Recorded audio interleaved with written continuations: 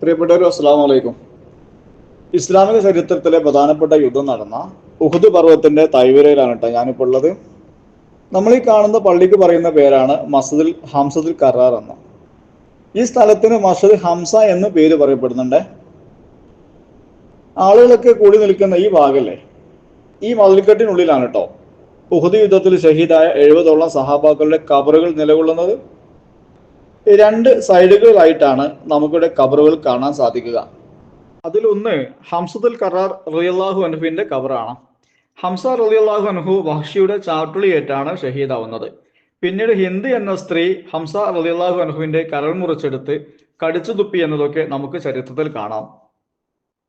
അതിൽ മറ്റൊരു ഖബറ് മിസ്അബ് ബിൻ ഉമൈർ റളിയല്ലാഹു അൻഹുവിന്റെ ഖബറാണ്. മിസ്അബ് ബിൻ ഉമൈർ റളിയല്ലാഹു അൻഹു ഒരു കാലത്ത് ധനികനായിരുന്നു. എന്നാൽ ഷഹീദായ സമയത്ത് കഫൻ ചെയ്യാൻ ഒരുങ്ങുമ്പോൾ തല മറച്ചാൽ കാല് പുറത്ത്, കാല് മറച്ചാൽ തല പുറത്ത് എന്ന രീതിയിലായിരുന്നു നമുക്കൊക്കെ ചരിത്രത്തിൽ കേട്ടിട്ടുണ്ട്. പിന്നീട് കാലിന്റെ ഭാഗം ഇർക്കിദ് എന്ന ചെടിയുടെ പുല്ല് വെച്ചാണ് കഫൻ ചെയ്തിട്ടുള്ളത് എന്നത് ചരിത്രമാണ്. ഇതിൽ മൂന്നാമത്തെ ഖബറ് അബ്ദുല്ലാഹിബ്നു ജഹ്ഷ് തങ്ങളുടേതാണ് കേട്ടോ. അബ്ദുല്ലാഹിബ്നു ജഹ്ഷ് തങ്ങള് ഹംസ റളിയല്ലാഹു അൻഹുവിന്റെ പെങ്ങളുടെ മകനായിരുന്നു. ഈ മൂന്ന് സഹാബാക്കളുടെ ഖബറുകളാണ് നമുക്ക് ഈ ഭാഗത്ത് കാണാൻ സാധിക്കുന്നത്.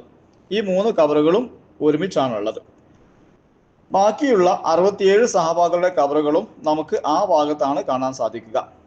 ഇതാ ഈ ബാക്കിയുള്ള 67 സഹാബാക്കളുടെ ഖബറുകളും നിലകൊള്ളുന്നത് ഈ മതിൽക്കെട്ടിനുള്ളിൽ ഈ ഭാഗത്താണ് കേട്ടോ.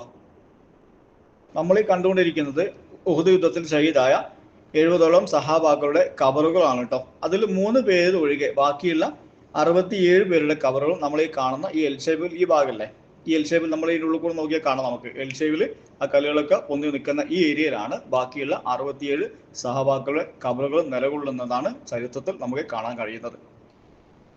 മദീനയുടെ മറ്റ് വിശേഷങ്ങളുമായി നമുക്ക് അടുത്ത വീഡിയോയിൽ കാണാം.